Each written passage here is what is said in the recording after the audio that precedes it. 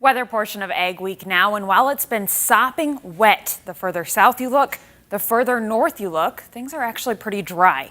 What we are looking at is the North Dakota Ag Weather Network May rainfall, the percent of normal recorded this past May. And where we have the blues and the greens, that's well above normal, even 100% above normal, and that's the story the further south you look. But I chose North Dakota because that's kind of the transitional area where we have those wet colors, the blue and the greens, but the further north, it's dry, where we see those reds and those yellows, anywhere from 10 to 50% of normal rainfall for the past month. And that exceeds all the way into Canada, where we do have some of those wildfires burning, some drought conditions, and why the skies were so hazy last week. In fact, we're already registering on the drought monitor abnormally dry conditions from northeastern Montana through northern North Dakota into northwestern Minnesota.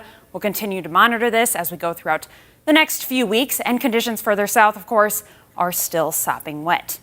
As for the jet stream, there's been this big ridge. This was centered over the northern plains, over the middle of the country. That's why things got so hot last week.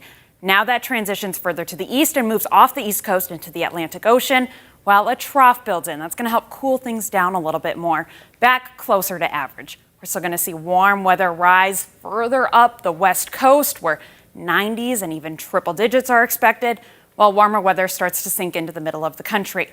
As for precipitation this week, showers, periodic showers in the middle of the country here in the northern plains. That does include the Dakotas, Minnesota.